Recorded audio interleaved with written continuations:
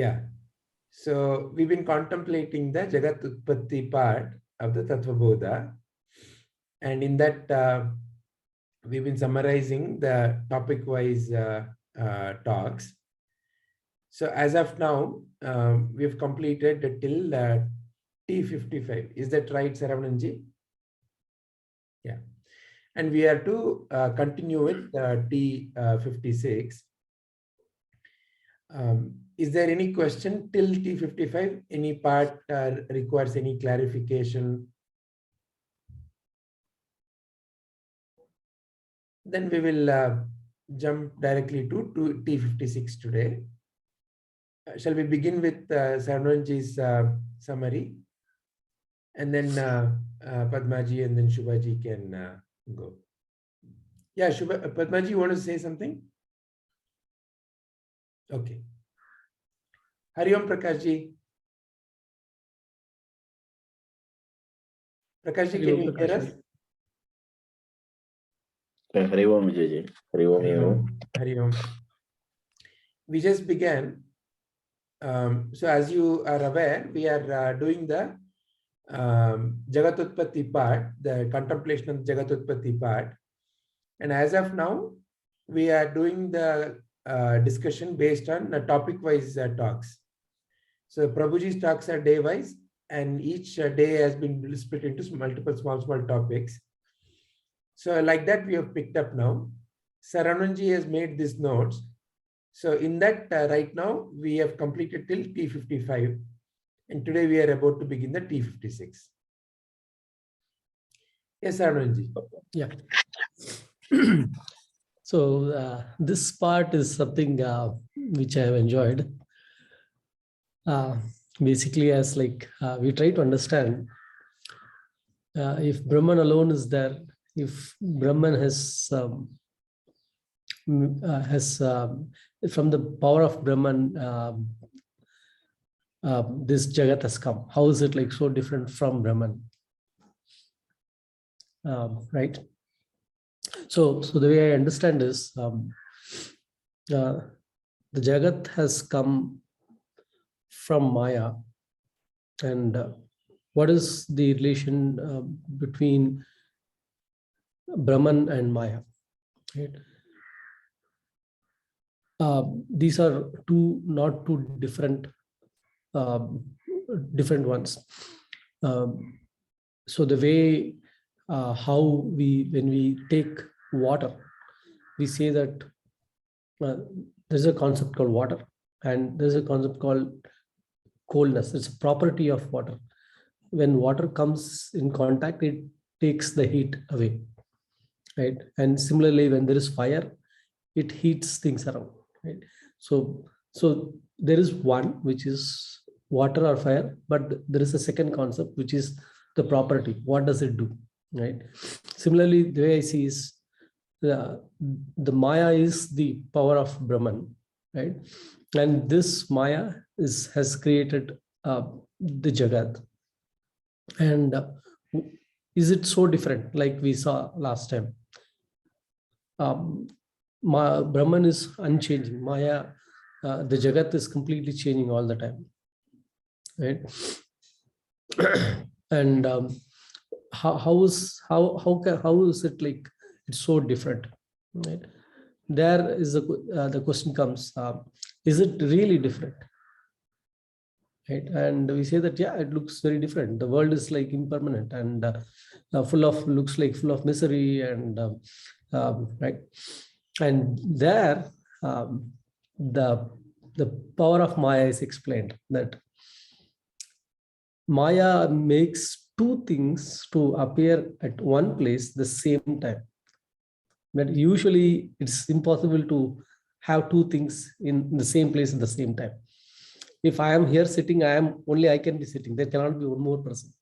If there is a bottle on the table, that bottle has occupied the space in the table. There cannot be anything else, right?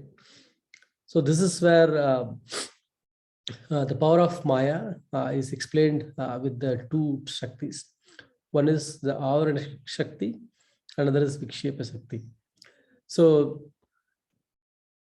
the Avarana Shakti hides the real, and then using Vikshepa Shakti, it shows something that is not there. And the classic example is the snake and the rope, right? When a person like who's looking at the who gets scared of a snake in the dim light, right? The concept of snake has come, and it has created the misery in him. And then like when the second person comes and puts light to show that there is no snake, actually there is rope. And the moment he sees the rope, it's gone. And actually it was the rope that was there. But because of Maya, in the same place, there was rope and there was snake. Both the concepts were introduced at the same time, right? Another example which we have listened a lot is the movie and the screen. If you're looking at the movie, you cannot see the screen. And when the screen is there, right? If you can see the screen, there is no movie, right? So it's the power of Maya that through this Avarana and Vikshepa Shaktis, it's showing, it is able to create something, show something which is not there, and it's able to hide it. So the point is, though Jagat looks like very different, it is there, but actually it is not there. And what is there behind is Brahman. That is the real one. And that the torchlight that shows the real rope is the jnana, what we are learning here. And if that jnana has goes in that deep in us, that is time I think jnani becomes where he only sees the Brahman and not the changing world. And like because of that torchlight missing, people are seeing only the Jagat and seeing it as so different and like going through misery, right? So this is the explanation I get from like how is the Jagat so different from Brahman when Brahman alone is there, right? And then the next concept I see is, though the Jagat has come, we see that it is again in a perfect order. Okay, so if you still live in Jagat, if you say that, you know what, I cannot see Brahman, so I can only see Jagat, and like let me live here, then there is a regularness, there is a systematic way of things where your ignorance is deep in. That ignorance drives one to make actions, do karma, and with karma phala comes, and with karma phala you keep taking different bodies and like go through all the actions, all the part, right? Whether you what you do, what the result comes, all those things. If you cannot see beyond Jagat, there is a systematic way still things are happening, right? So this is like two level of understanding. Again, like in many talks, Prabhuji has talked about the Vyavaharika plane and Paramarthika plane, right? So if you are stuck in the Vyavaharika plane, fine. It may take a while for that person to move beyond, but in the Vyavaharika plane, you at least like go do this way. This is how things are, and like do it. But if you can see beyond the Vyavaharika plane into the Paramarthika plane, there you see the real rope behind the snake with the help of jnana. Right. So I think I'll stop there. Excellent. Very nice. Very well summarized, Saravanan-ji. Yeah. Padmaji? Sir, before I start, I have one question, Saravanan-ji. Like in your this thing in the last one for the 56, you have put that without any personal gain, I understood that, and ensure no one is affected negatively by the action you have written. Like why do you write that? Like no, so mentally or physically, when a person creates harm to the other, and like usually they do it for the personal gain, right? you mean Right? So, intentionally, right? Is my understanding correct? Again, intentionally or unintentionally, I think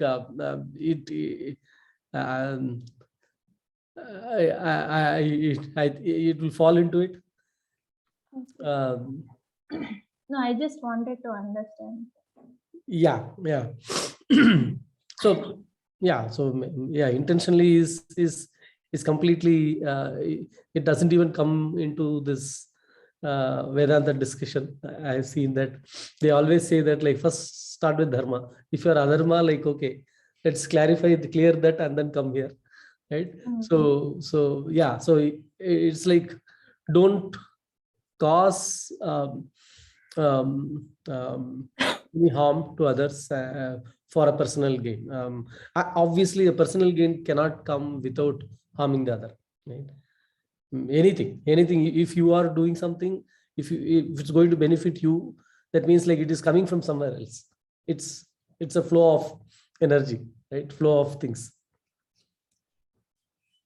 So One fundamentally, positive cannot come without a negative. what is intention? Fundamentally, what is intention?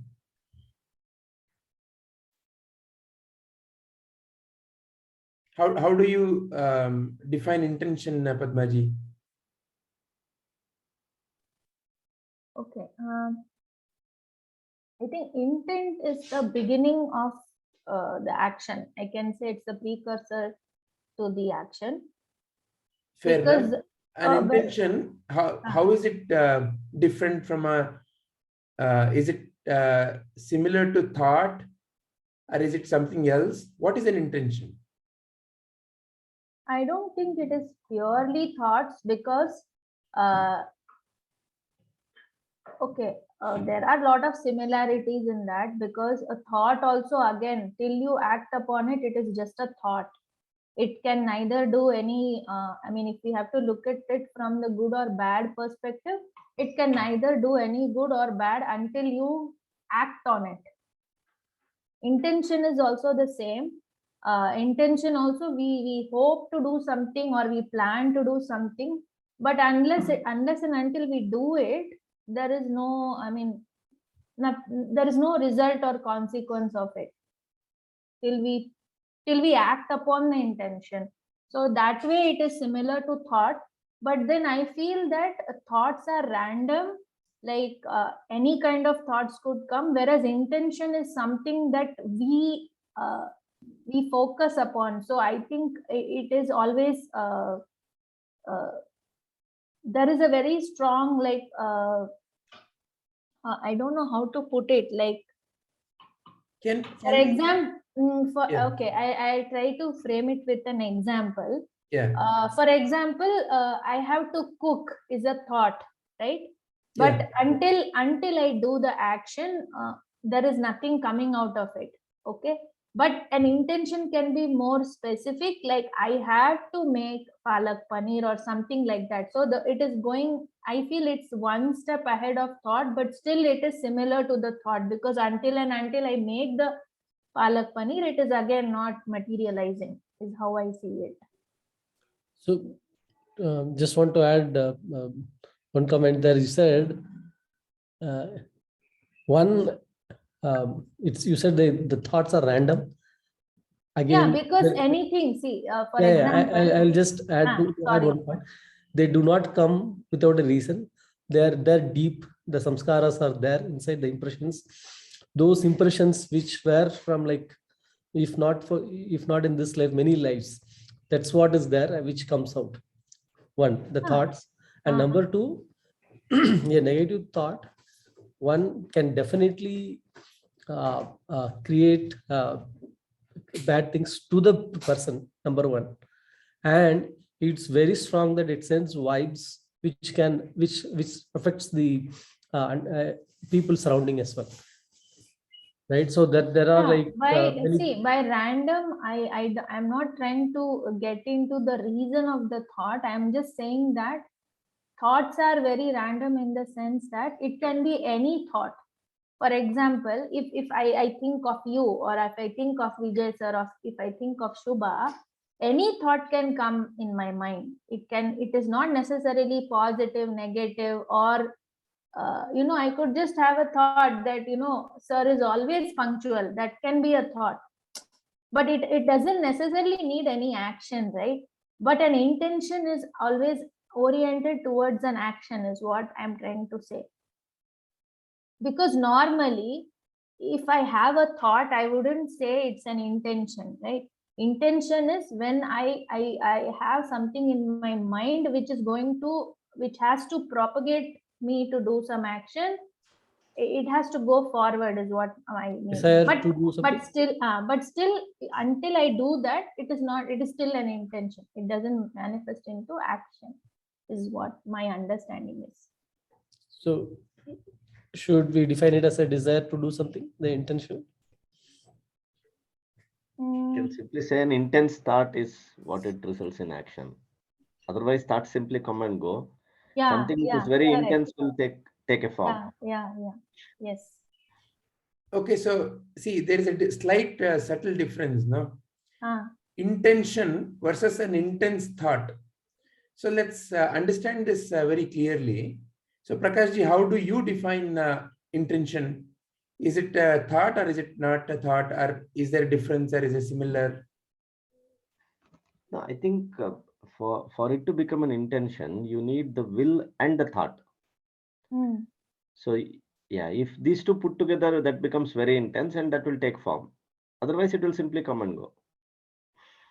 So an intention is what then? What is your definition of intention? I told, so intention possibly equals the intensity of the thought. Is So what it is not the thought, it is not the thought, it is the intensity of the thought is what you are defining as intention. As intention. Yeah, that's what it becomes, an intention. But the way you use the word intention is, I intend to do this.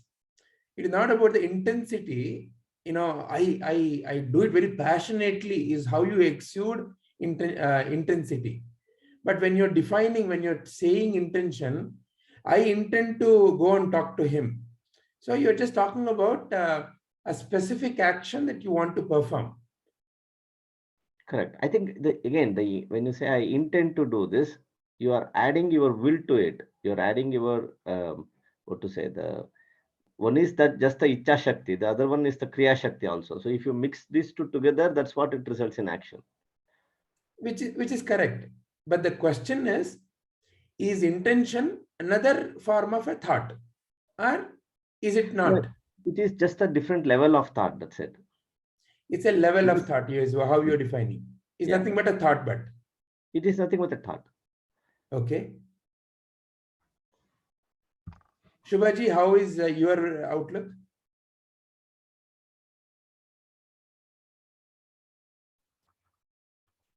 Even I feel the same way, sir. Intention is one level up than the thought.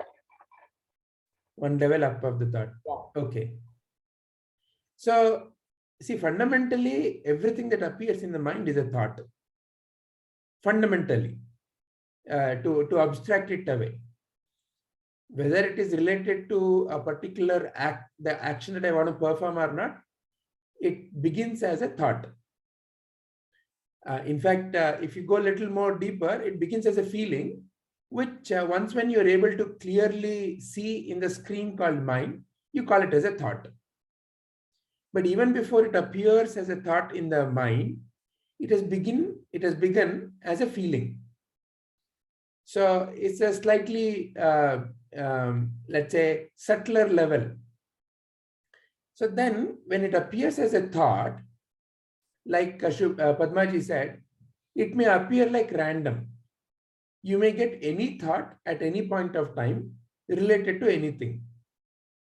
However, among these thoughts, there are some thoughts that you pick and you want to act.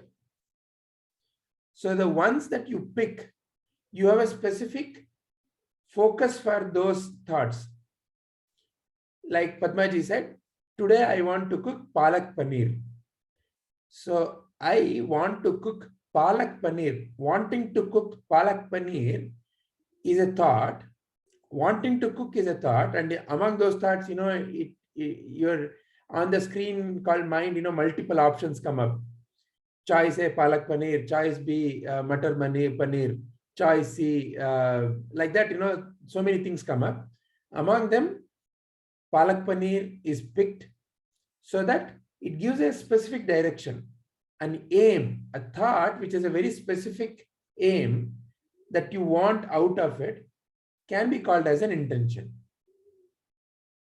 So intention is that which gives you the direction, the outcome. There's an outcome related to that particular thought.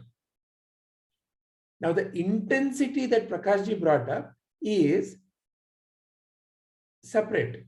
Intensity is you can do that. People say, no, I'm a very passionate singer, or I feel so dull doing it.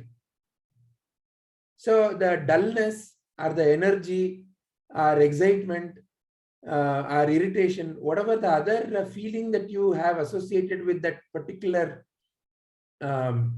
action is what can be called as the intensity of that. Whenever I think of that person, my whole body burns.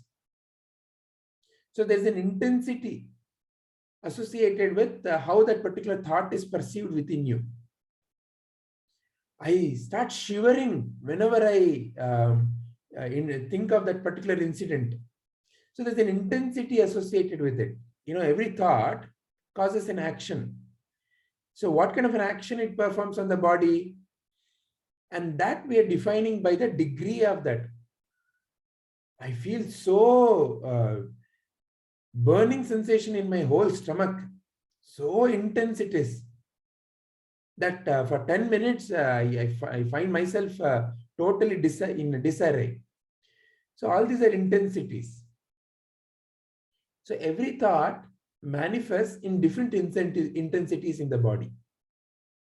Every thought.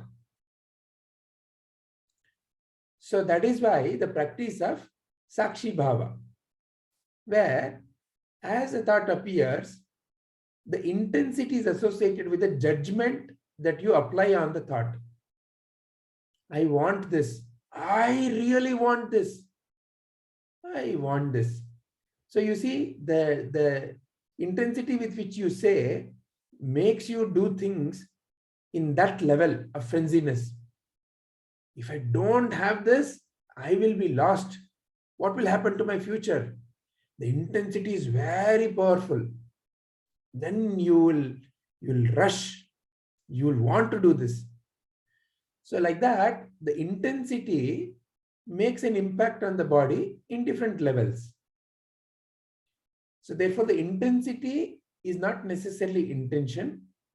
Intention is nothing but any other thought which gives a specific expectation of an outcome, which has this very specific outcome expected out of it. But it is fundamentally another thought. So intention behind an action means what? What is the aim with which we are performing that particular action? So what is the intention for our contemplation sessions? What is the intention for our satsang? There's an intention. So there's an intention when you're performing any particular action, there's an intention. So intention is nothing but aim. What we want out of that particular action is what we are defining as intention. Nothing but an aim. Where we want to go. Where we want to go with our action. Is this agreeable way of looking at it? Yes, sir. So And now, when we Yeah. repeat that action will become unintentional. okay, so now when you repeat means what?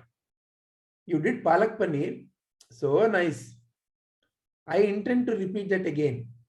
So nice, that so nice feeling I want to generate again.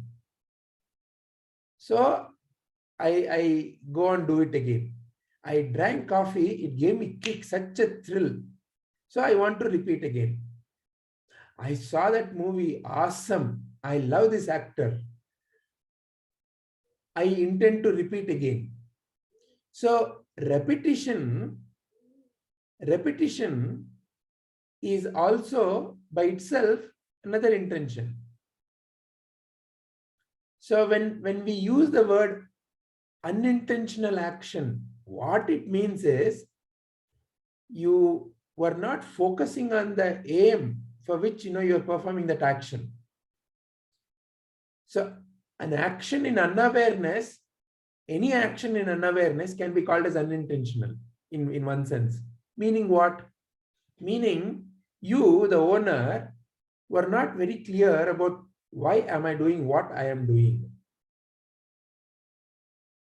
So somebody called you monkey, you call them buffalo. That immediate reaction that emerges, they slapped you, you kick them. That immediate reaction. So there is a lot of processing happening in the system, even for that to emerge. When they hit, first of all, the feeling that I have to hit back has emerged, that has become a thought, and that has created the various chemicals in the body, and it has created the movement of the muscle, and you hit. All of this may happen in a split second. That is different. But it is still the same process. When you say unintentional, usually we mean an action in unawareness. I don't know what came upon me. I completely lost my control. Especially in anger, in extreme stress, in extreme sadness, you can see such behaviors. Why extreme? Many a times in our day-to-day life also, it's a degree, the intensity of the wavering, the moving away from the stable position. Whenever you move away from the stable position, when you are aware what you are saying, why you are saying, what you are doing, why you are doing, there's a clear recognition of the intention. But when there is a reaction going on, reaction means what? Suddenly the action appeared. It may appear so, but it is not sudden. That also has the same mechanism. But you haven't been able to recognize that, the whole mechanism. So it happens. And usually that leaves you with either a guilt or remorse or worry or tension or further complications. So unintentional essentially is an action in unawareness. But that action also had an aim. Why did you punch? You wanted to cause the harm back. In that moment, that was only the action that appeared. But if you had looked at the screen and waited, maybe multiple options could have got generated.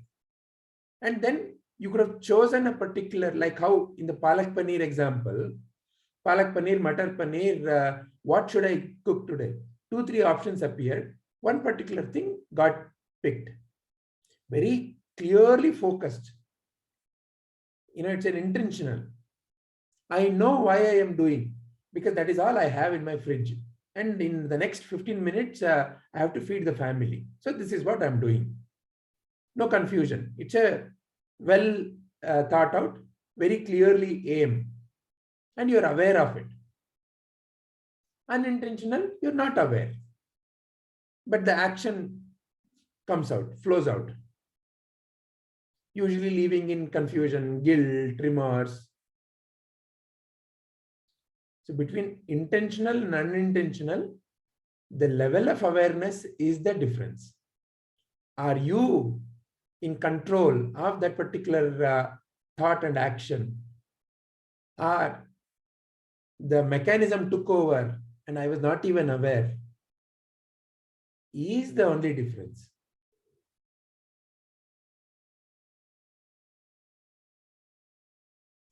Does that make sense to Saravananji? Yeah. I think the question came from Padmaji. Yeah. So now Padmaji, therefore, whether it is intentional or unintentional, what Saravananji's statement is, any action has a result. Any action. And what is behind any action? Behind any action, there is a thought. So in other words, what we can say, every thought results in an action. Every thought results in an action. That's the nature of things. That is how it is. Every thought. So as long as the thought as an ownership claim, my thought, I am doing, as long as the thought as an ownership claim, then it is a karma that binds. That's the essential statement that Saravananji has written there.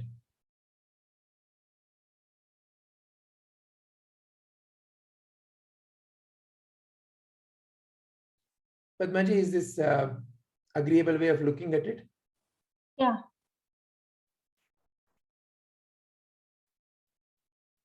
So, the viewpoint, positive or negative, again, it's in one sense relative. So therefore, there is always an outcome in any thought. No, that is why I asked that question, because I thought that that word negatively was not needed, is what I thought. In his description, where he has put that ensure no one is affected negatively. That's why I was more this thing, that why that word negatively has come, because I felt that there was no need for that word, because like you said, if this thing is going to result in something, any thought, and then negatively, like I may not see it negatively, but to the other person it might be negative. So like you said, it's very relative. It's relative, and it's based on our perception of how we view that action, right? Yeah. See, positive or negative, we always define by the kind of the Limitation that we limitation have, of our identity. Yeah. See, the fundamental aspect of positive or negative is always based on a particular identity, isn't it? Correct. And on our whatever we have gathered, depending on that, we see it as positive. But fundamentally, to who the positive or negative is for an identity. Yeah. So the one who is gaining or losing is an identity. Always. What is that identity? It could be me as Padma. It can be me as my family. It can be me as my community. It can be me as my country. So there are various levels of identities.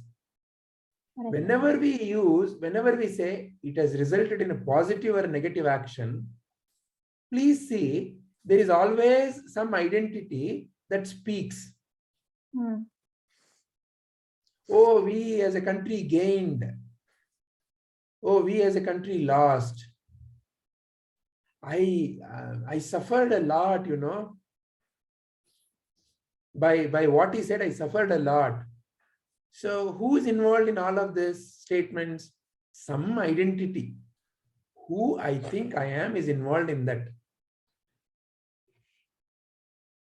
So gain or loss is always from the standpoint of an identity.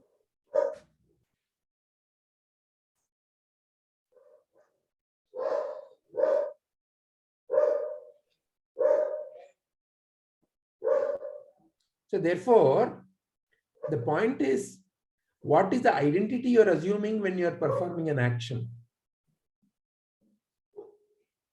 When they said that do with seva bhava, there is no, the most troubling one, the one which binds us, the identity that binds us is who I am. So that doership to erase to erode the effect of the doership, seva, is prescribed. Because action has to be performed. Action has to be performed depending upon the situation. But what is the identity, assumed identity with which the action is being performed, makes all the difference. Same battlefield, Krishna is also there, Arjuna is also there, Duryodhana is also there. Fundamental action all are performing is the same. All are fighting the war. But the attitude with which each one of them is there makes all the difference in the world. So it is not the action per se, it is the attitude behind the action. And for attitude, identity is important. Who am I who is performing this action?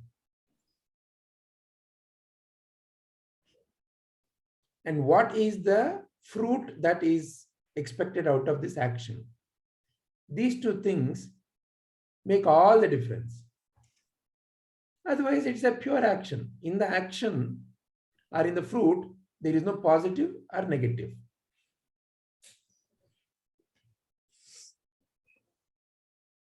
So as long as there is a limited identity, there's always a positive or a negative.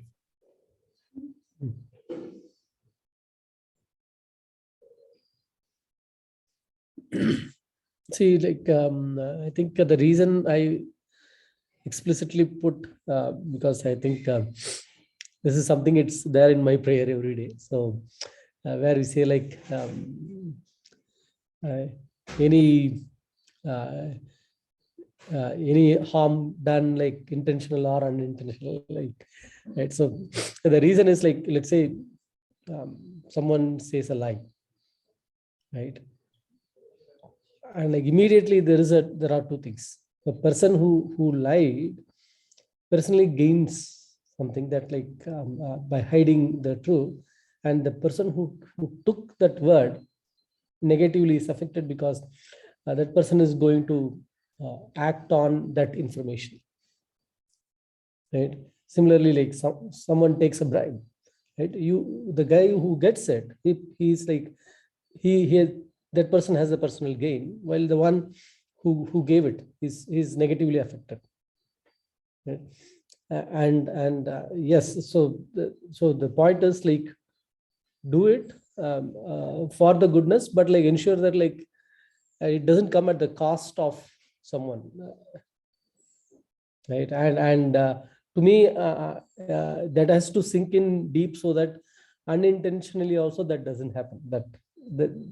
That like, hey, I did it, but I didn't realize it. Like it caused harm, but the harm is done, right? I didn't intend to. I didn't realize it, but if that harm is done, that person has suffered, right? And so that's the reason I had put that way.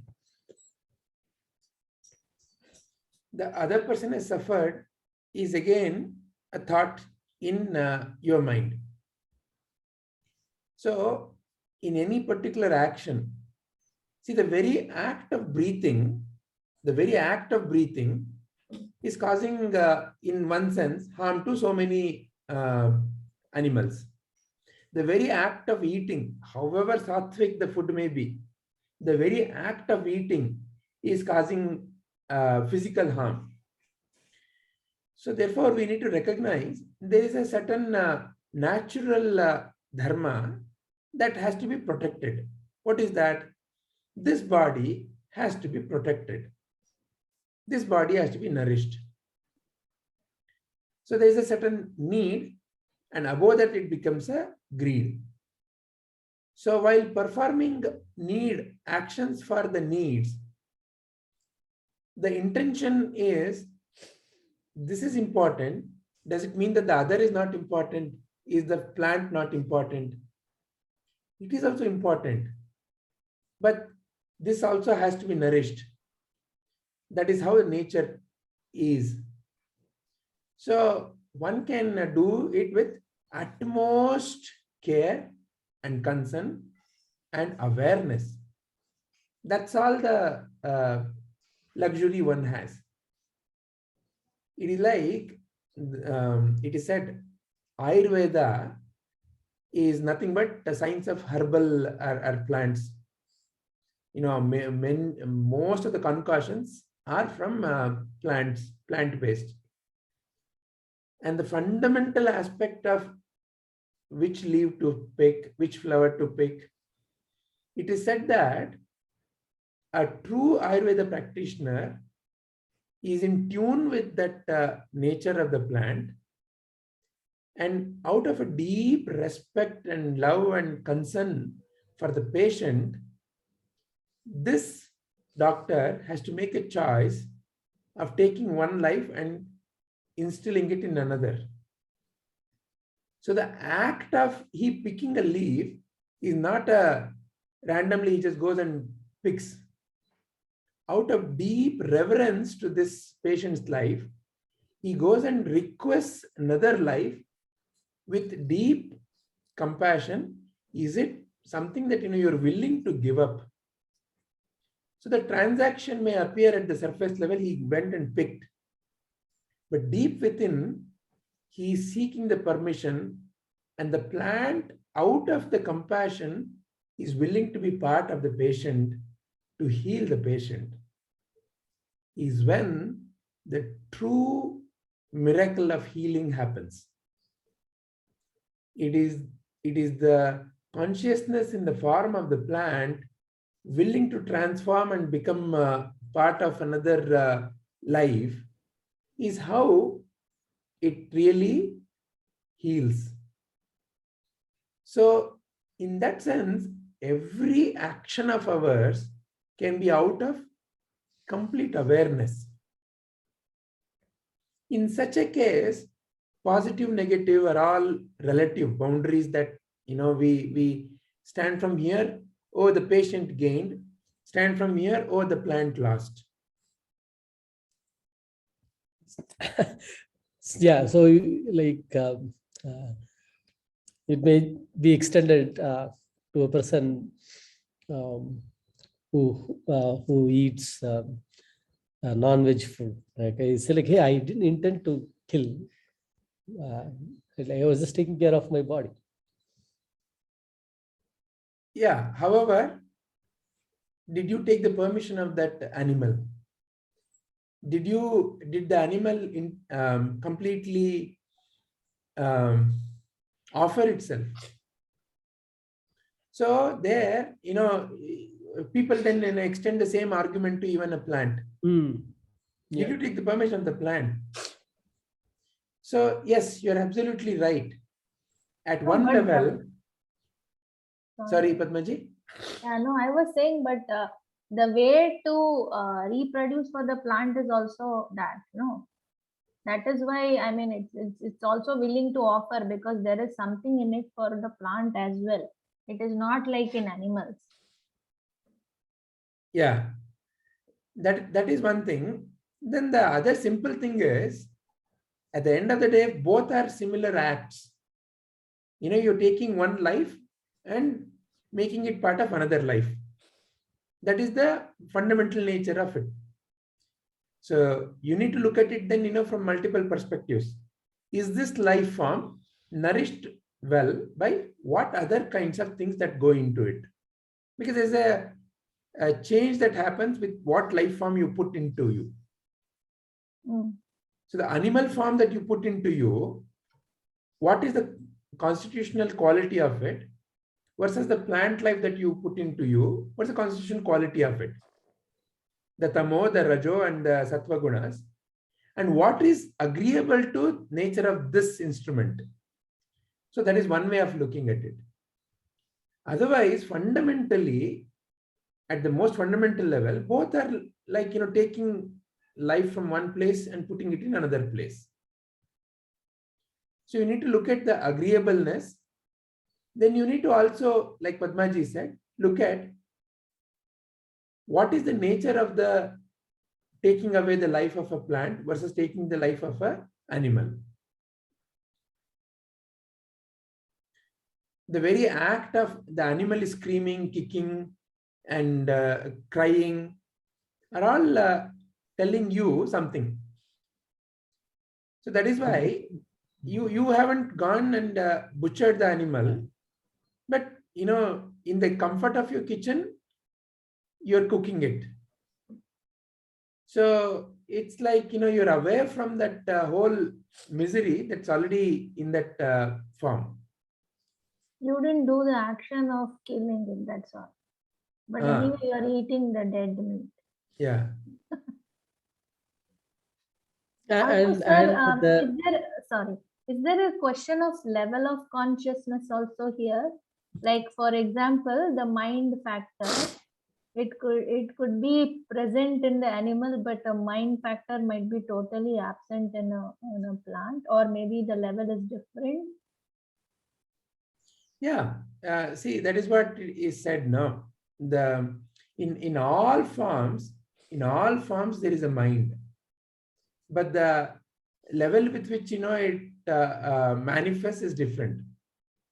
So one is in an animal, no, its ability to feel the pain, its ability to display various kinds of functions that mimic how a human functions are far greater. So therefore, see, mind itself cannot be destroyed. So you're not destroying the mind, but through that display, you can recognize the quality or the nature of that animal, of that being.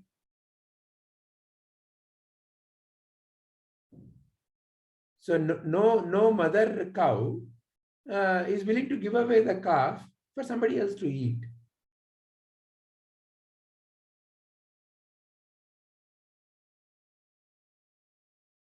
Is that what you were hinting at, Padmaji? Yeah, yes, sir. Okay, so the fundamental question that started all this discussion is what you brought up, Padmaji, about the last statement by Saravanan-ji. Yeah. See, to me, like, yeah, so these we are performing karma at different levels, and like as Vijay has been saying, the awareness can be there or not there. That's where I think the Chitta Shuddhi aspect comes, right? Like keep cleaning and like understand the consequence, right? Definitely, like this eating thing is a big example that like my intentions are never there, like to go and harm animal, right?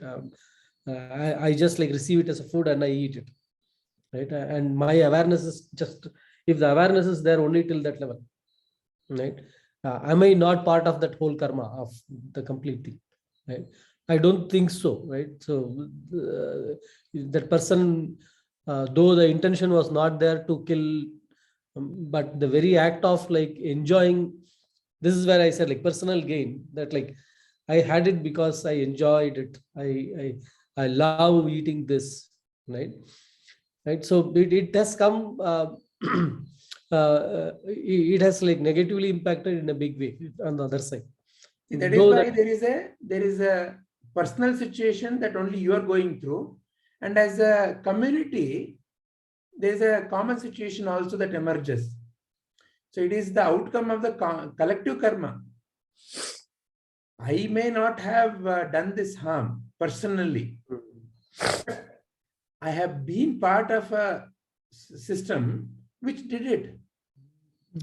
And you are promoting it. You by keeping quiet, you are promoting it. That's why Krishna says, no.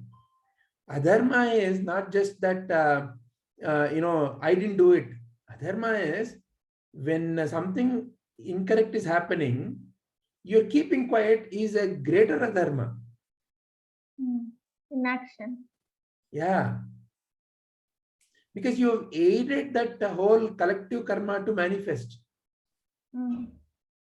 You didn't do whatever that was possible by you.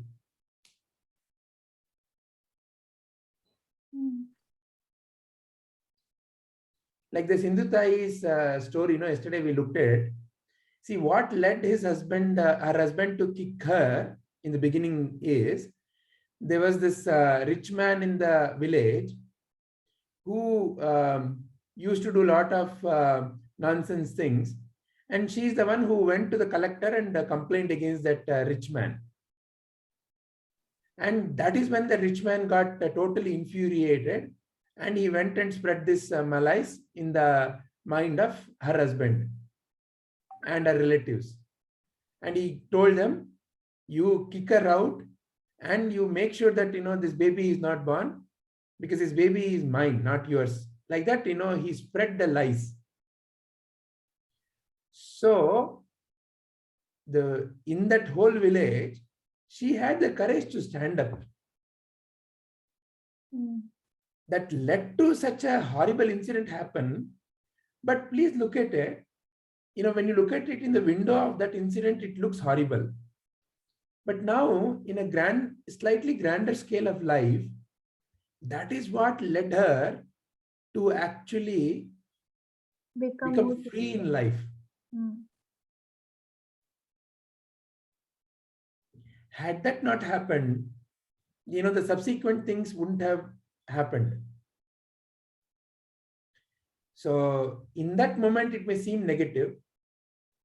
In the grander scale of drama, it has led to a total transformation and evolution.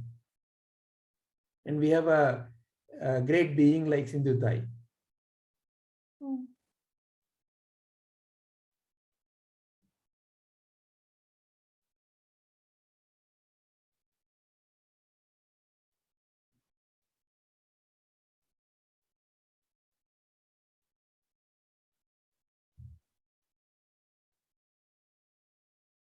That is why there is always a prayer, like how Sarvananji is saying, which is, whether intentionally or unintentionally, through my thinking, through my words, through my actions, I may have caused a harm,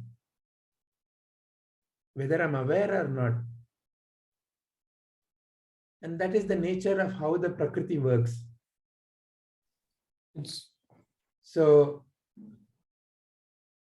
please accept my forgiveness.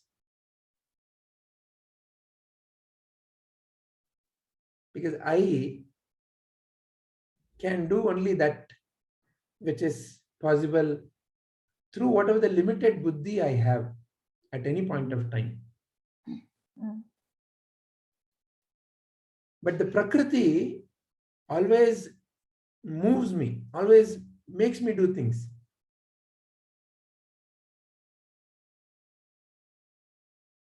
So that's the nature of it. But free me from it. So that's why, in a way, becoming free from the clutches of the Prakriti doesn't mean that actions will not happen later. You are able to feel separated. You're separated.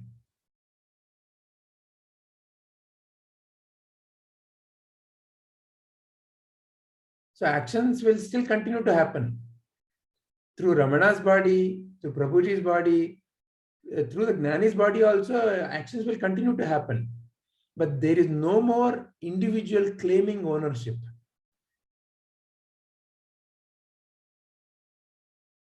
So when there is no individual claiming ownership, individual expecting a particular fruit, then that individual I as a limited identity has become a broader identity.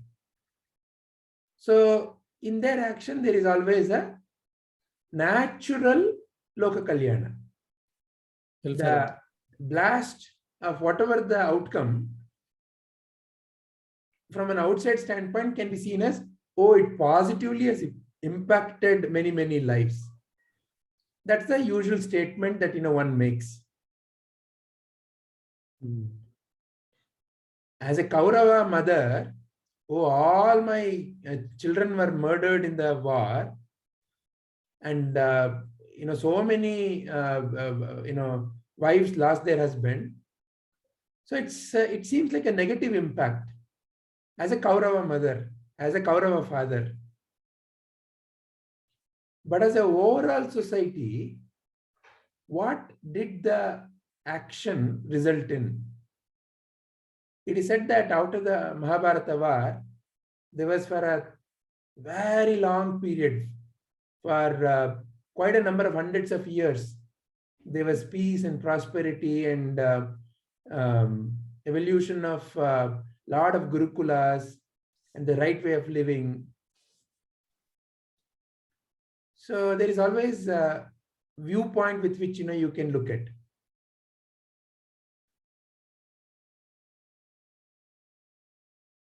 But Krishna's identity was a larger identity. Duryodhana's identity was relatively limited. Arjuna's identity was a lot more refined.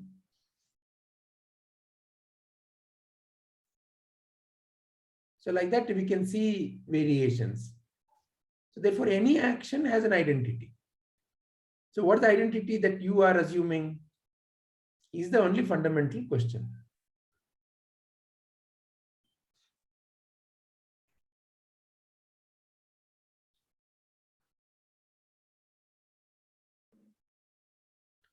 Is there anything else that Shubhaji, Prakashji wants to summarize?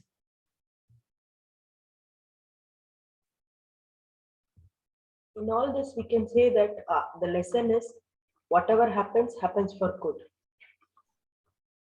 Yeah. Because fundamental nature of life is to help us evolve. Yeah.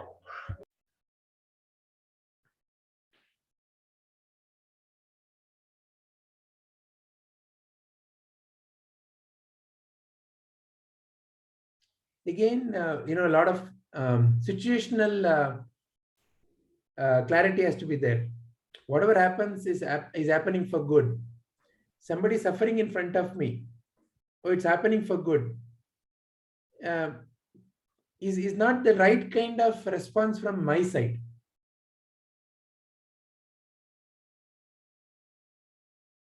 How can I alleviate the suffering? What can I do to remove that suffering? Is the true action for me.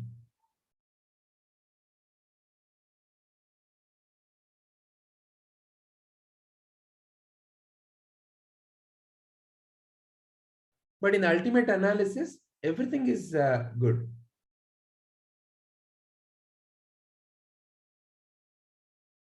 Because the whole idea of the judgment itself drops in the ultimate analysis.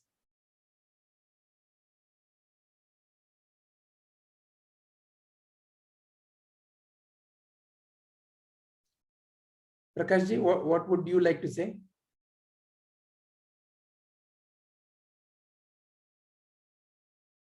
Yeah, I agree with the argument. There is always a bigger perspective to every situation.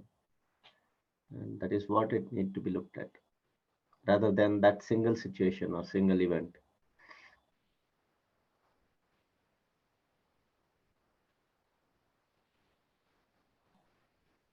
So that awareness, I am acting locally, but what is the identity and what is the outcome of that? That's why, the actions of realized masters will always be like, oh, everything that they do and say results in well-being of others. That's just how the natural way of nature is. Yeah. That yesterday's story, I noticed that when she decided to start that orphanage, she first ensured that her kid was not there, so that it will not go as a personal gain, right? So first that act was big. I felt a turning point in like the approach. It was pure loka kalyana, no personal gain kind. Right.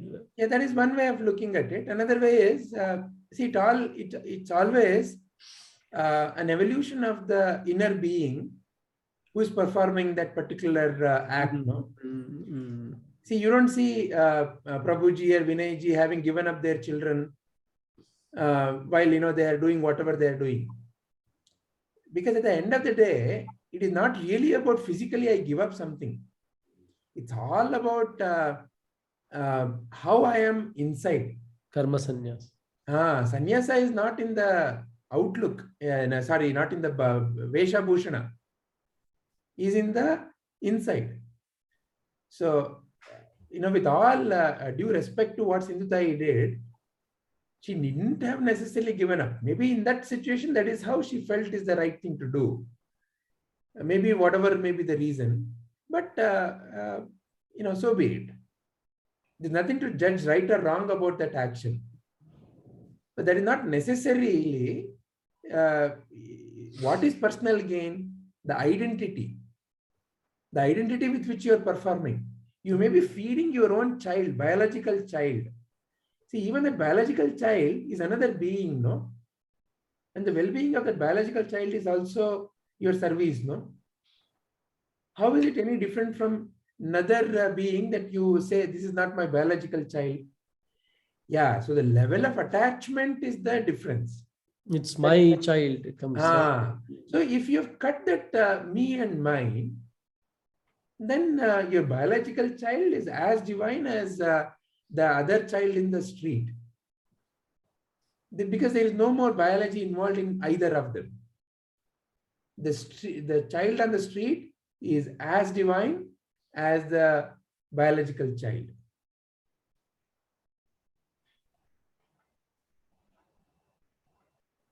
So the attitude with which you are performing the action makes a difference.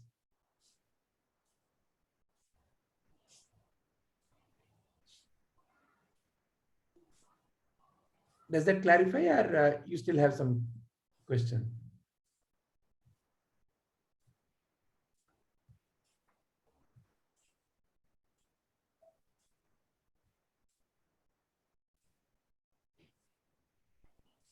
Saronji, is it audible? Yeah. Okay. Prakashji, you wanted to say something? No, Vijayji. But yeah, so other than that last sentence, there is a lot in the rest of the talk. Sorry, that last sentence was my own. So when I'm writing it, there's a lot of my own thoughts going there. Yeah. So the crux of the talk is the rest. That's okay. This is what is said, everything that we do, gets colored by our mind.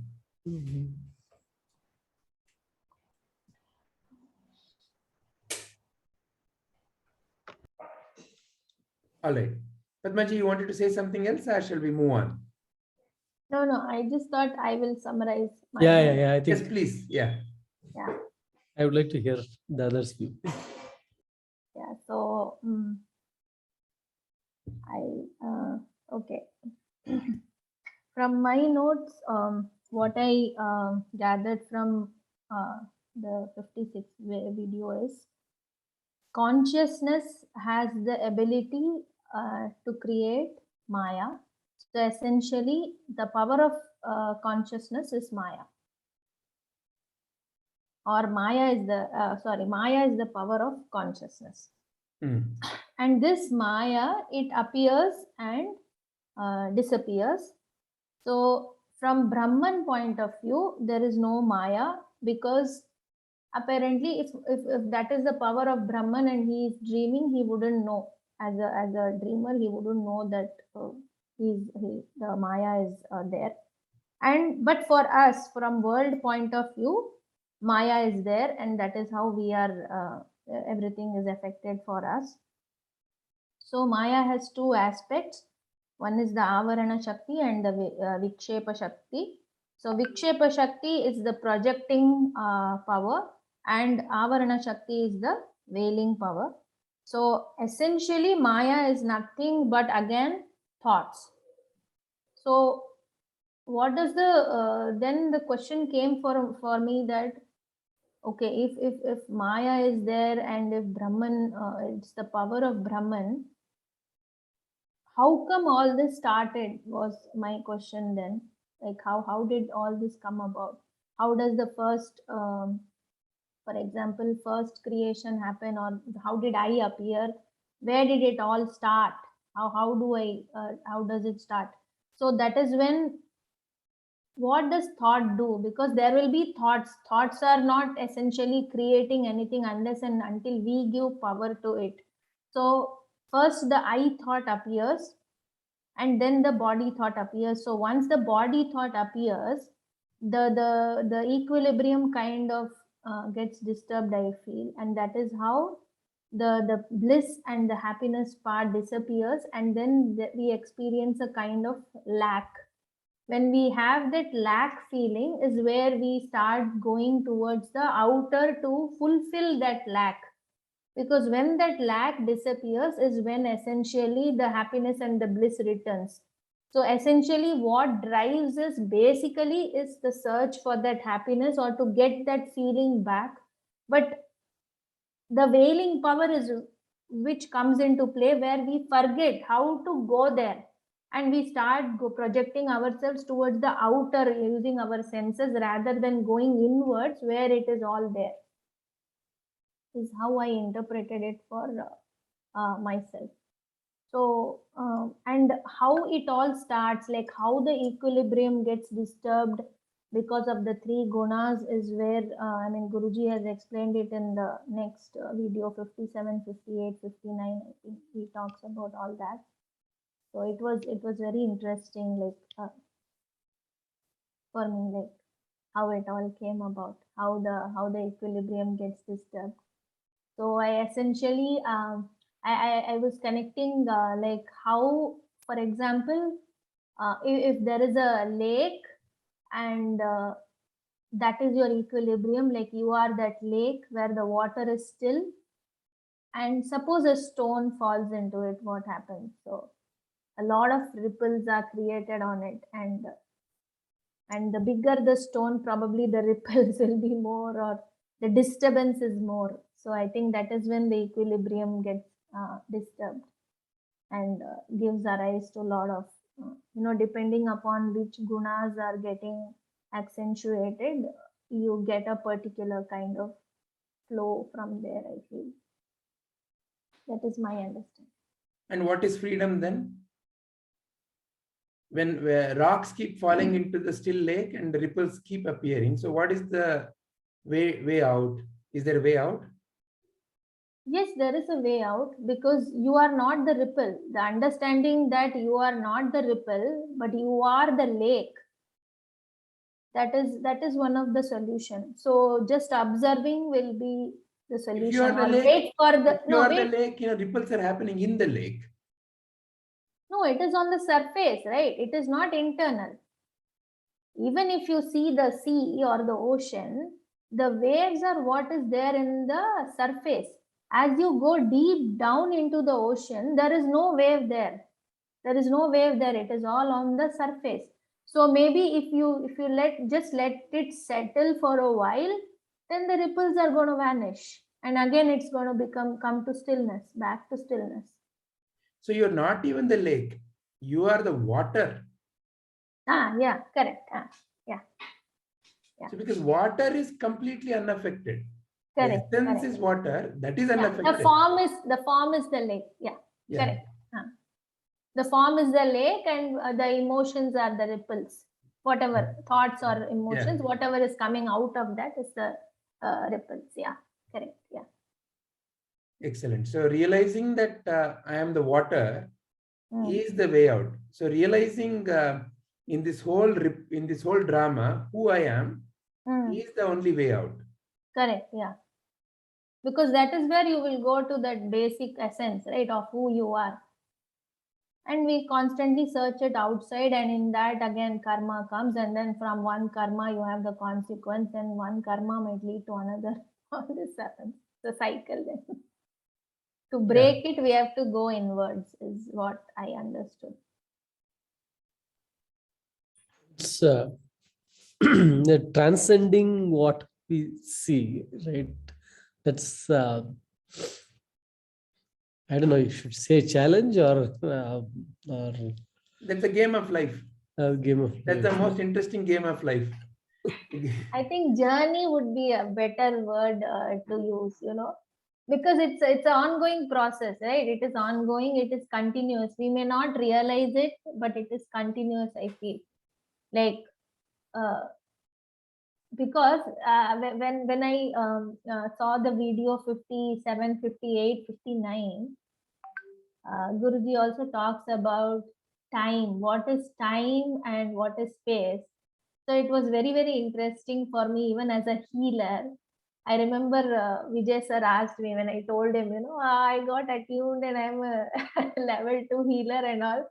He said so, and then I very proudly told him, now I can transcend time and space. And sir had asked me, so what is essentially time and space? I had answered that time something, and he also explained. But then when Guruji spoke about it in the 57, 58, and 59, it brought so much clarity to me. And why healing happens is something I understood very well at that point. Why healing happens, because when you hear it as a concept that you can transcend time and space and heal past things, it all sounds so magical, mystical, and you have got some special powers and all. But then it is there with everybody, essentially, right? When you understand what is time, where he says if he just puts it in one word, that time is a thought and space is a thought, everything is just a thought, then it's actually so. I mean, it makes so sense that it is so simple, yet it is so much profound. I think that is the magic, I think, which I find in all his videos. It is so simple, but it is so profound. Very nice. What about Prakashji? Does Prakashji want to summarize this talk?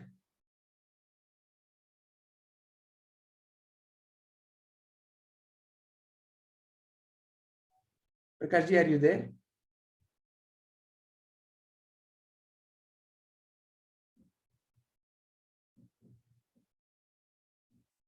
All right.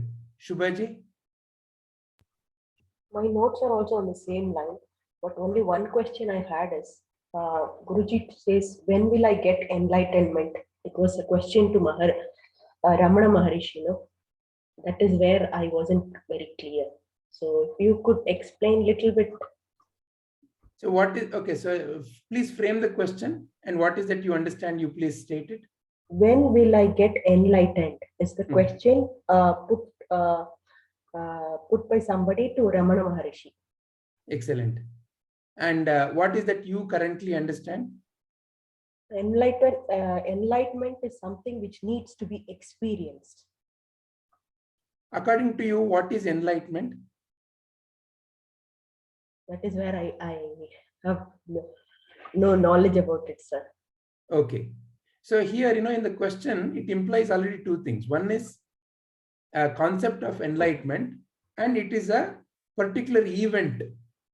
Because when enlightenment happens, means there's an event. So let's understand both these clearly. Enlightenment. What is that we refer as enlightenment? It is to refer to someone who seems to be blissful, who seems to be, irrespective of whatever is happening in life, seems to be totally cool with it. Whatever may be the terms you use, is fine with it. There doesn't seem to be any kind of disturbance by what is happening around that particular individual. So this is the external manifestation of what we call as enlightenment. In Bhagavad Gita, we all have studied the Sthita Pragnatva Lakshana. How a Sthita Pragna or a Jnani is. He is irrespective of losing or gaining, is unaffected. Insult or praise is unaffected. He is free from the attachment of the ego. Like that, various qualities have been given from 2.54 onwards about who a Sthita Pragna is. And those qualities is what we generally refer as enlightenment. So this is the first thing. Then the second concept we have gained is, this is an event. Meaning what? I study for my 10th exam, I write the 10th exam, and then I get the certificate. So a 10th result, a 10th exam result is an event. I am waiting for that. Oh, I got first class. Oh, I got third class. So like that, there's an event. It is a specific situation that happens at a particular time. That is what is implied by when will I get enlightenment? When means time. So therefore, it is important to understand what is that the enlightened being has realized. The enlightened being has realized, I am not the body, I am not the mind. And I am the pure consciousness. Now, are you a pure consciousness after some time? Is it that you become a pure consciousness after some time? Shubhaji. Yes. Then what are you right now? Maybe I realize I am pure consciousness after some time when I get the jnana, but it will be there inside me. But that jnana has to come that I am pure consciousness. Which means what? You are always that only. Yeah. But that jnana has to come. Meaning what? See, we need to realize it. Meaning what? Realize meaning what? So, you're constantly looking at the mirror called mind, and whatever is being shown in the mirror called mind is what you assume you to be. So that is what is called as ajnana. Oh, I am the body, I am the mind. Oh, I am this unintelligent. Oh, I am this irritated fellow. Oh, I am this jealous fellow. Oh, whatever. So many things we see in the mirror called mind, and we assume that is what I am. So, yes, in that sense, recognition that none of this is who I am, it can be seen as, oh, it happened. I was listening to Guruji's talk and I felt, oh, correct. It's an event. No, what happened is the recognition happened where in the mind as a thought. But what that indicates, there must be a recognizer, no? Without the recognizer, how can recognition happen? How can you accept something as truth unless you are that truth? Unless you already know it, it was not recognized. So in that sense, what Ramana Maharshi says is, enlightenment is not an event. Because what you are always that. But when you're looking at it through the mirror's impurities is what you assume to be.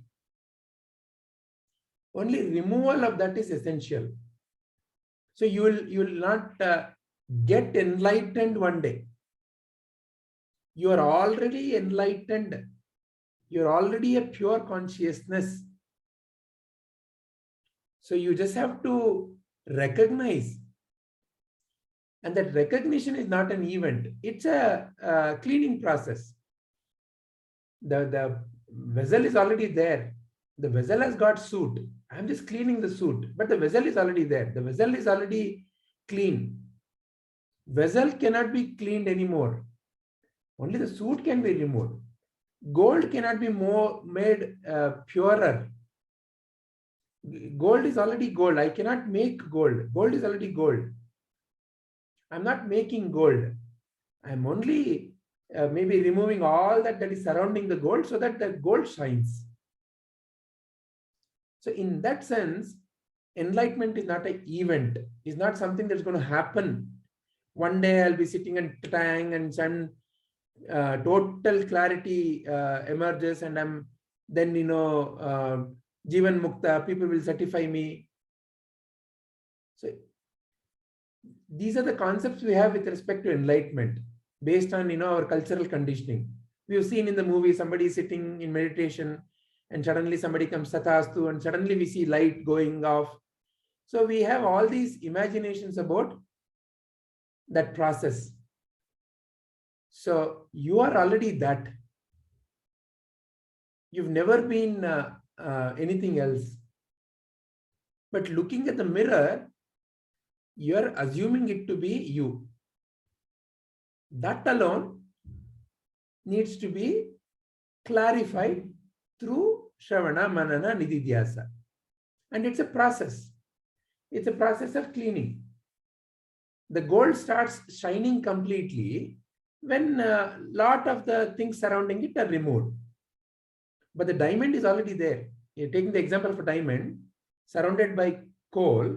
The diamond is already there. Can I see it? No, I am not able to see it. Why? There is a lot of soot. So the soot removal. But the diamond cannot be made. Diamond is by itself. Only the soot can be removed. So removal of soot is what is our spiritual sadhana. So that one seems like is happening in a time and space. That one seems to be happening. Correct. No, first there was so much of soot. Yesterday I removed, and today there is this much. I'm removing. Is it completely clean? Not yet. There's still some more work to be done. It's a 20-day process. Some gold merchant or a diamond merchant may tell you. So there's a time and space. Correct. From a cleaning standpoint, there's a time and space. But from a diamond standpoint, there is never a time and there is never a space.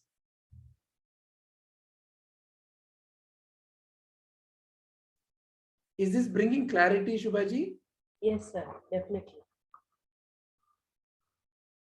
So it's an ongoing process. It doesn't happen in a day. Yeah. So the cleaning of the soot is an ongoing process. Yeah. But recognize that you are the diamond. Yes. The cleaning of the soot is just like the shirt I'm wearing continuously. It starts smelling. I have to remove it. I have to wash it. That process I should not get confused with, oh, the shirt is who I am. I never get confused that I am the shirt. Likewise, I'm not the content of the mind. That recognition is there. But the content of the mind can appear in so many different emotions. And as I continue my spiritual sadhana, the content of the mind starts getting purer and purer. The purer the mind becomes, brighter the radiance that others then start noticing. So in that sense, they say an enlightened being is like a flower, and the bees get attracted to that flower not by you pulling the bees, but by the nature of it. Why? Now the flower is smelling so nice that the bees are naturally attracted to it. So in that sense, the recognition of the diamond in that being is so profound that bees get attracted by the wisdom that comes, by the peace that emanates, by the natural happiness that is around. Why? That is the nature of the diamond. The nature of the diamond is peace, happiness, health. That is the nature of the diamond.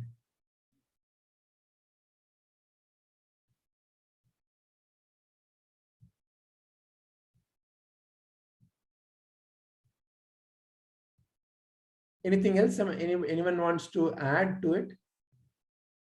I have a comment on a different note. If Yeah. this context is done. Yeah, please go ahead, Sarvanji. Yeah. So it came in as I was contemplating on the transcending part, right? Taking the snake and the rope example, right? Putting the light to show that, hey, you are seeing a snake, you are thinking it's a snake, but with this light, okay, see the reality, okay, and the rope appears, right? Here, what I see is like, object showed up, and with the help of a light, a different object was shown, and it was easy for the person to get the clarity, saying, I can see it very clearly. And I was thinking, like, why am I not able to apply that and see beyond the Jagat, right? So what I realized is that the object was replaced by an object which could be seen by the eyes, right? But here, what I see today is like, what I perceive is like using the senses of eyes and ears, right? Which the Maya is projecting, right? And like with the jnana, what we're trying to show is not an object. It cannot be seen. That Brahman cannot be seen, cannot be heard, cannot be smelled, cannot be touched. And like it's beyond all these senses. Then like, how do I realize it? I know that this is not true. I know that there is a truth behind this. Okay, but the instrument I have got used to see or like to realize is with these eyes and ears, nose, mouth, and touch, right? No, because you will never see Brahman. Yes. You'll never see Brahman. You'll always see the manifestation of the Brahman, because who you are is Brahman. So your essential nature is that only. So the objects will keep appearing and disappearing. Those are all the wonderful variations appearing and disappearing in Brahman. So the creative power of Brahman is object. Creative power of Brahman is the change. So it's not that, there is a something else going to appear in that object. Nothing else will appear in that object, because the object is the object, the outer reality, the changing reality. The recognition that you are the seer and that seer is not an object is the only thing that is there is. Atma Darshanam is Satya Darshanam. That I am Atma is the only reality that is there. And rest everything is appearing and disappearing in that screen. So in the objects that are appearing and disappearing, there's nothing else that can open up. But the objects that are appearing and disappearing are all the divine consciousness only. Leads me to complete involvement with those objects. There is no more dichotomy. The world is no more I have to think and do. It's a natural involvement. And there is no more a confusion. There is no more from doing something I will get something.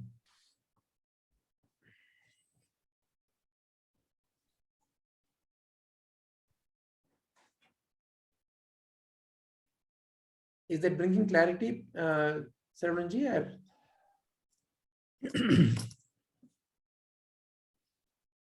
I'm still thinking. Maybe others can comment.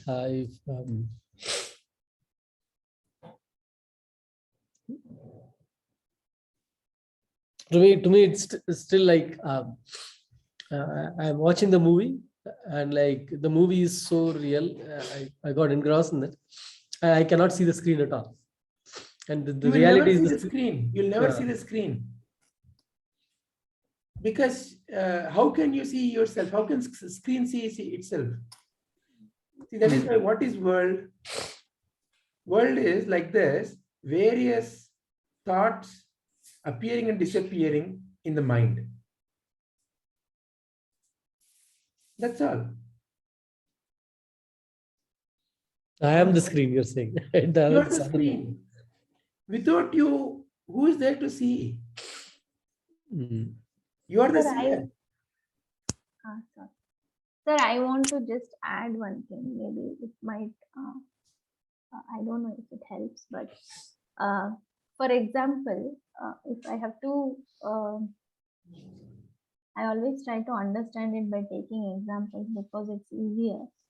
So what I feel is, suppose there is somebody, say in your immediate surroundings or at your workplace, who disturbs you a lot. Okay, not by their action, just them being there or something, like you don't feel good at all around this person. All the time that person is disturbing you in some way. In some ways, when you see that person, some thoughts are coming, you don't like those thoughts or something like that. Okay, so suppose you are trying to get rid of those thoughts, or suppose you are successful in that. The day or the moment that you feel, oh, this person is behaving like this, but see, today I am perfectly fine. I feel that moment is somewhere where you are very close to who you actually are or who you truly are. I don't know if I'm correct. Maybe Yeah, sir so can. what is the question? Is it a statement you're making, or are you raising a question? No, I am saying that, like, how can you like truly feel that, like when you say that I cannot see the screen, I am saying that, is that moment not a small moment where you have witnessed the screen, is what I'm asking. See, to witness the screen means what, Padmaji? There must be No, another I one mean, witnessing the screen. yeah, no, I am saying that that is when you are very close. If your understanding of that, say if your understanding of the self is like, total bliss, or I'm not disturbed, or if you are seeing even yourself as the lake, that is one of the situation where you are the lake and you are not the ripple, is what I'm saying. But to understand that you are water, there is nothing there, I feel. Yeah. So that is why the mind purification is the Chitta Shuddhi is the goal of all other spiritual sadhana. In the Chitta Shuddhi means what? Like we discussed today, take up the position of a non-judgmental being who is watching. Become a Sakshi Swarupa. So to become a Sakshi Swarupa means what? I have become a Sakshi Swarupa is there. And as a Sakshi Swarupa, I'm a witness to everything. So in that sense, you will be able to see the whole magic of the world without getting any kind of attachments. So yes, you are right. In that state of the mind, there is a I who is a Sakshi. I am a Sakshi. How am I in the world? So the ego that used to be connected with the identity that was connected with body and mind is now operating as a Sakshi. Same ego out of clarity of the contemplation, out of the clarity of the teachings, is now operating as a Sakshi. So in that Sakshi Swarupa is able to turn inward and see itself as nothing but awareness. So in that state, there is nothing, it's essentially what Ramana Maharshi calls it as I appears. So the I means I am that only. See, to make a statement, Tat Tvamasi, or I am that only, there must be somebody recognizing that, no? So, oh, I am that. That recognition happens and recognizer says. Who is that recognizer? That recognizer is nothing but that only. But will that ultimate reality ever speak? Will it ever have to say, I am that only? If the ultimate has to say, I am that only, there must be another. So in that sense, it is non-dual. But there is in the Sakshi Swarupa way of looking at life, there is still a duality. I have become a Sakshi and I am witnessing the world. There is still a duality. The ego has got refined to an extent where the ego is able to see the whole drama without getting any kind of attachments to it.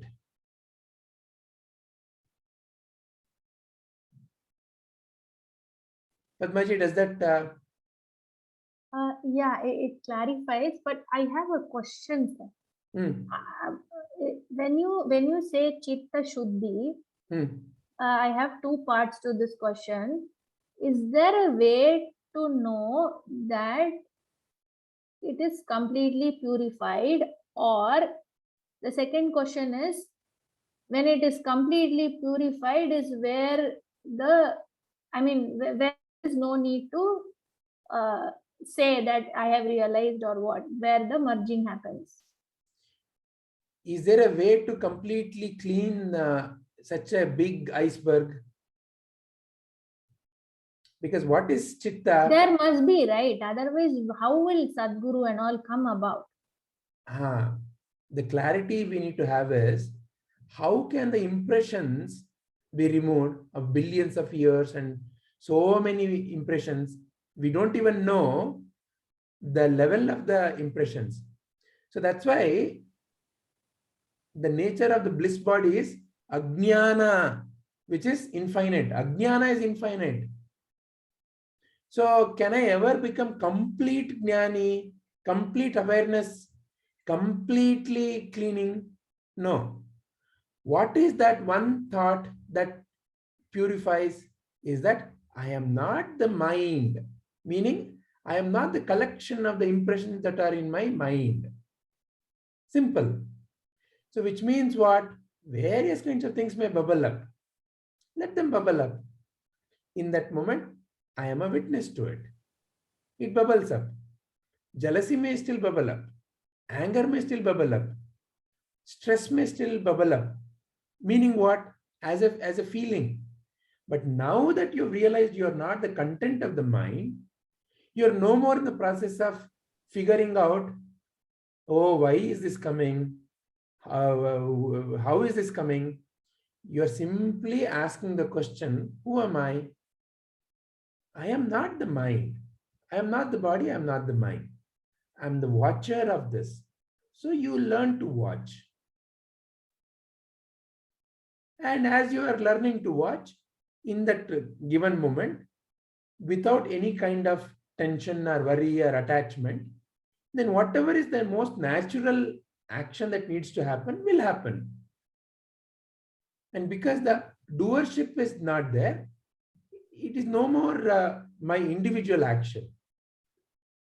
There is no way I, as an individual small being, can ever be completely aware of all the impressions that are collected. Then to know there is a boundary also I am putting. Oh, only in this boundary is my mind. But mind, I don't even know where mind is. And the boundary itself is an artificial boundary. Whose mind? So when I've learned English, is it my mind, or is it that English person's mind has come into me? When I'm speaking Tattva Bodha, is it my mind, or is it Shankaracharya's mind that I've acquired through Tattva Bodha? So mind is a very subtle phenomena. So there is no beginning or end to it. It's as infinite as the consciousness itself. So can we say that Chitta Shuddhi is essentially expansion of the mind?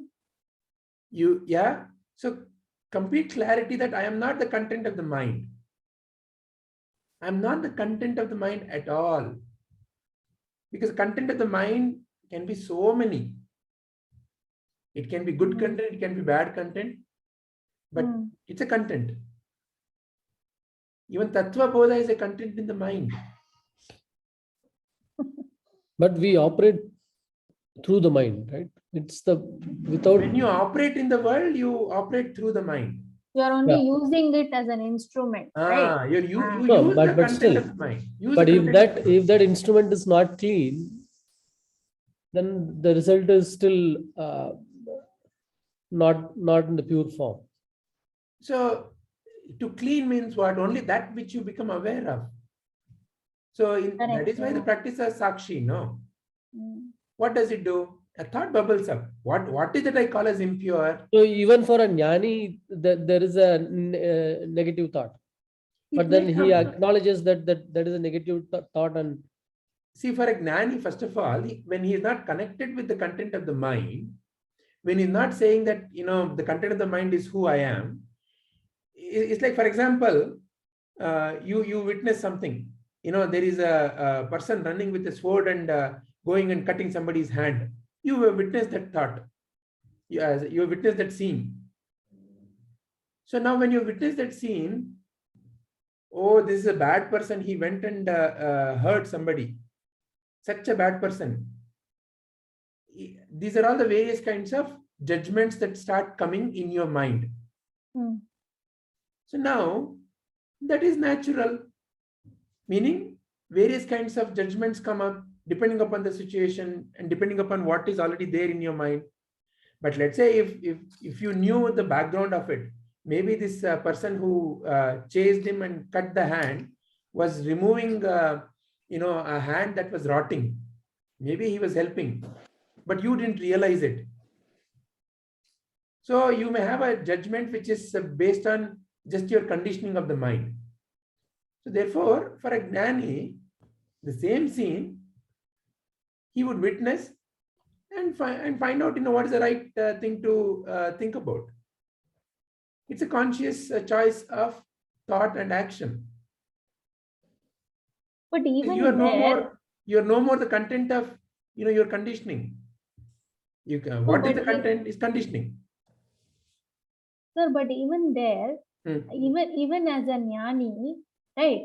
I mean, at that moment, rather than analyzing, the better choice would be to protect the other one, right? So to protect the other So one for means that what? also, there will be a judgment, isn't it? That is true. But there is a foregone conclusion that the person with the sword is a bad and the person running away is the good. Or I need to protect the person who is running away.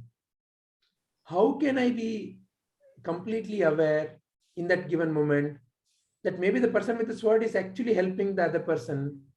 Only when I do not let the judgment part of my mind take control of me. I have to be completely calm, watchful, realize the complete picture, then only right kind of clarity emerges, no? But by that time, that whole thing would have already But happened. this is a right? hypothetical situation. If we talk about hypothetical situation like No, this, no, not like that. What I'm saying is to get a bigger picture of anything, not just what situation you said. It is going to take some time, right? I mean, if I go to the times concept, it is going to take some time. How can I know everything when I see something happening? For example, seeing everything means what? Seeing everything. I mean, means knowing, becoming aware of everything. How by not taking any action and immediately is how I can do that, right? when you're watchful, when you yourself are, see, the whole game is I have to protect, and this person is bad and this person is good. These are all various kinds of judgments. So in that moment, when I am not judgmental and I'm watchful, whatever may appear as the right feeling in that moment, I have to enact.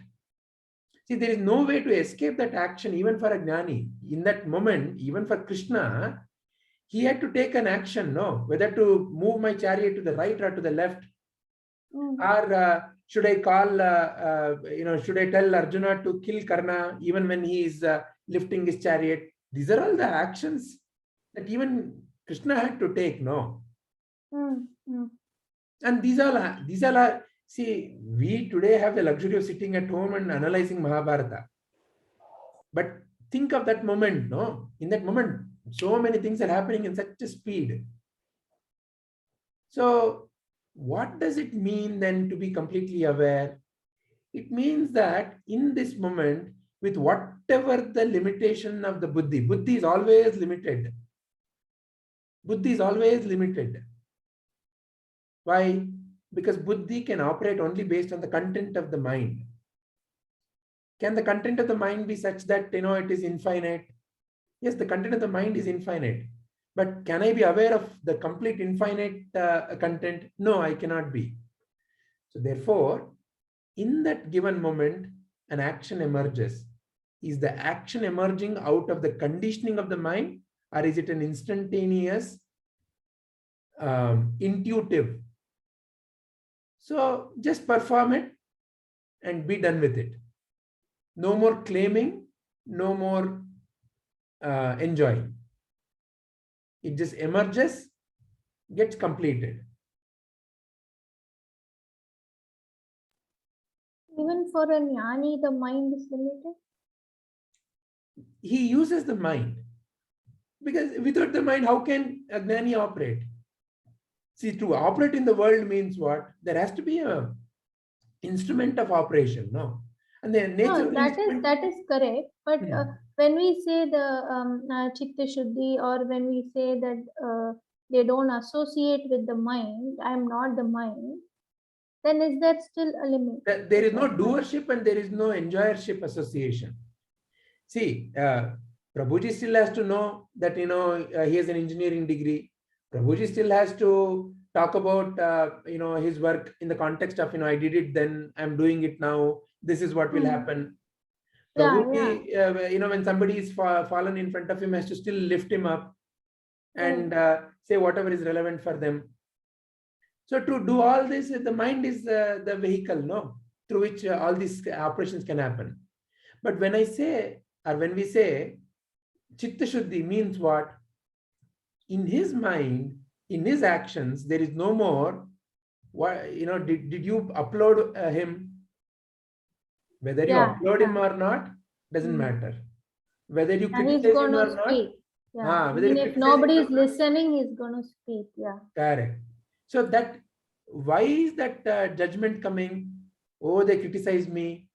Because there is a doership. There is a enjoyership. So in the Gnani, the doership and the enjoyership is cut away. So that is the true Chitta Shuddhi. You will not be able to remove the content of the mind. Where to remove? From where to where? It is like saying, like the example of the cleaning of the house we give, no? I have cleaned my house.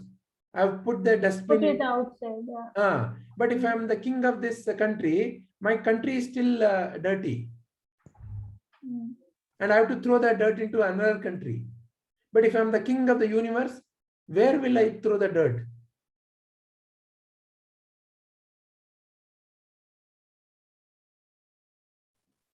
Got it.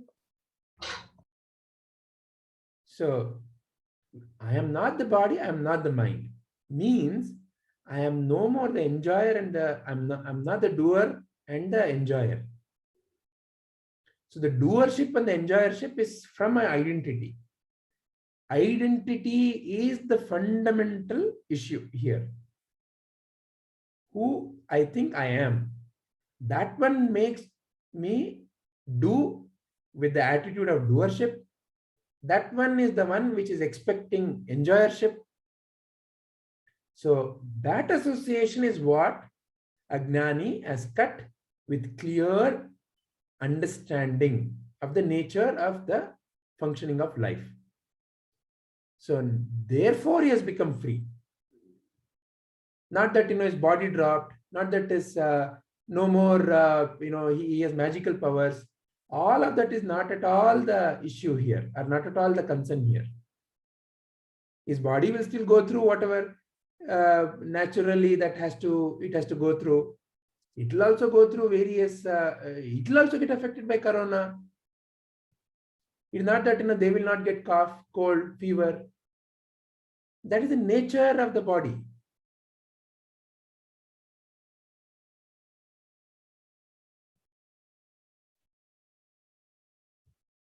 Is that bringing clarity, Padmaji? Yes, sir. So only the doership part is getting erased completely in a jnani, right? Doership and enjoyership.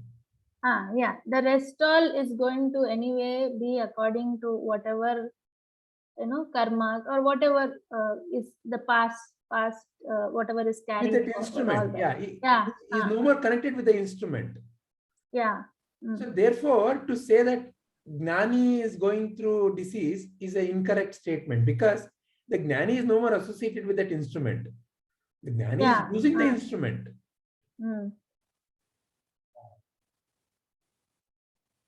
So the doership and the enjoyership, kartatva, bhoktatva. These two are cut with the clarity of the intellect. That is the only true jnana. So that is the true chitta shuddhi.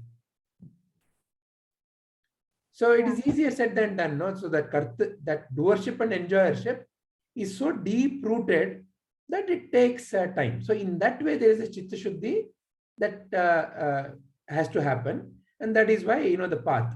What? Sadguru Seva Satsanga and Shravana Manana Nididhyasa. So when do you say that this thing is over? When do you say when is the end for this? When it's continuing. It's a continuous process, but when these questions disappear naturally, when there is natural peace pervading all through, no more effort has to be done to be peaceful. So we resign from satsangs then.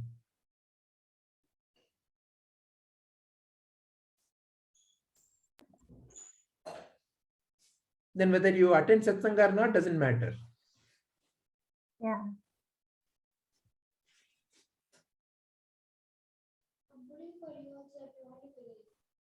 All right. Shall we end our today's session? Yes, sir. Yeah, maybe we'll continue this discussion. Maybe it's good time to. I think when 57, 56 and all comes, more questions will come. Okay. Padmaji? Yeah. Right seeking. Om Asatoma Sadgamaya Tamasoma Jyotirgamaya Mrityorma Amritam Gamaya. Om Shanti Shanti Shanti. Om, lead me from untruth to truth, darkness to light, impermanence to permanence.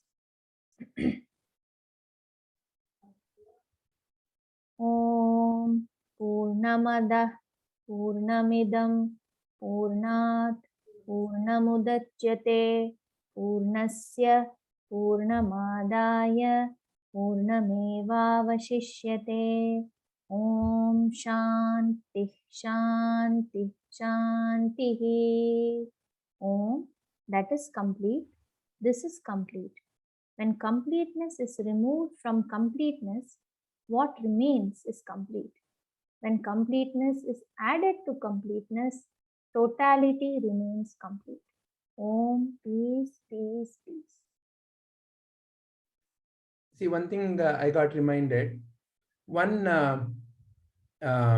yardstick or test that Prabhuji gives to know that Chitta Shuddhi is happening is what he has given as the word fire, F-I-R-E. F stands for frequency, I stands for the intensity, R-E stands for the repetitions. So fire, the frequency of irritation, the intensity of the irritation, the repeatability of the irritation, for example, or any other discomfort in life, the frequency of the sadness, the intensity of the sadness, or the repetitions of the sadness, how often I used to feel tense, irritated, worried, angry, to how it is now. Look at that fire then and look at the fire now. Has the Sir, fire, what is E?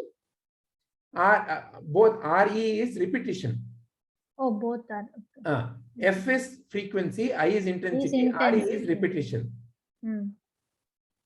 So the frequency and the intensity and the repetition. So this is reducing. Hmm. So that is an indication of the Chitta Shuddhi. Hmm. Hmm. So does it mean that it has to become zero? No anger at all. So what it means is anger becomes now a tool for Gnani. See, Gnani shows anger as a emotion. In the drama, if you're Dushyasana, you have to show all that anger and jealous kind of emotions. You have to show that. That is the nature of Dushyasana's role. Hmm. In a given situation, Jnani may act angrily. But Jnani is not angry.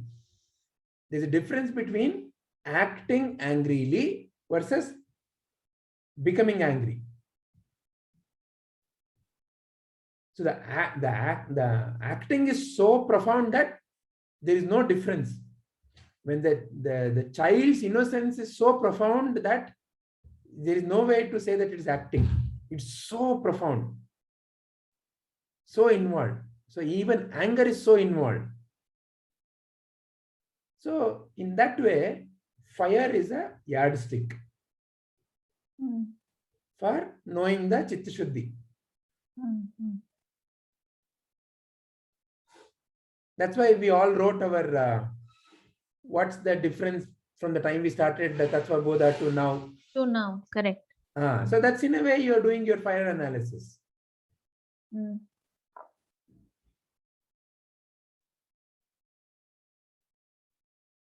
Who am I?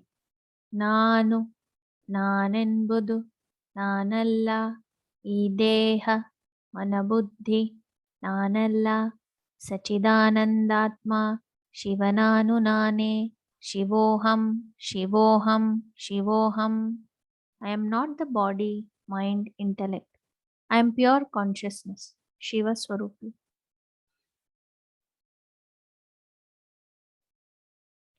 Atmadarshanam, Brahmadarshanam, Brahmadarshanam, Satyadarshanam. Recognition of self is recognition of the whole. Recognition of the whole is the truth.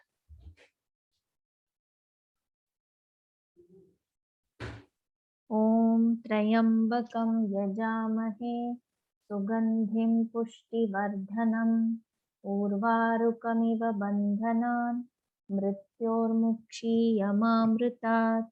Om Trayambakam Yajamahe Sugandhim Pushtivardhanam Urvarukamiva Bandhanan Mrityormukshiyamamritat.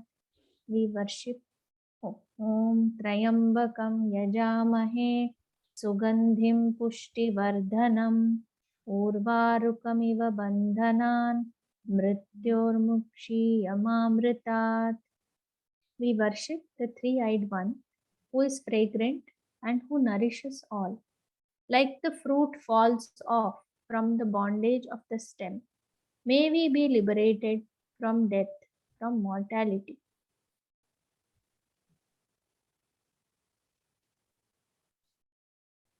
लोकाः समस्ताः सुखिनो भवन्तु लोकाः समस्ताः सुखिनो भवन्तु लोकाः समस्ताः सुखिनो भवन्तु हरिः ओम तत्सत् Thank you very much, Padmaji. Thank you all. See you all next Sunday. Thank you Next so much. Sunday, just 1 minute.